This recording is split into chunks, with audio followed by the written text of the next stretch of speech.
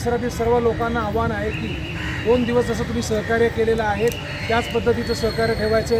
कोणीही कोणत्याही पद्धतीचे विचित्र स्टेटस, कोणाच्या भावना दुखावतील असे कॉमेंट्स करायचे नाहीत। सर्व एकमेकांच्या जाती धर्माचा आपल्याला आदर करायचा आहे आणि दापोलीमधील वातावरण कोणत्याही प्रकारे खराब होणार नाही यासाठी सगळ्यांनी आपण एकत्रितपणे काम करायचं आहे असं मी सर्वांना आवाहन करतो। धन्यवाद।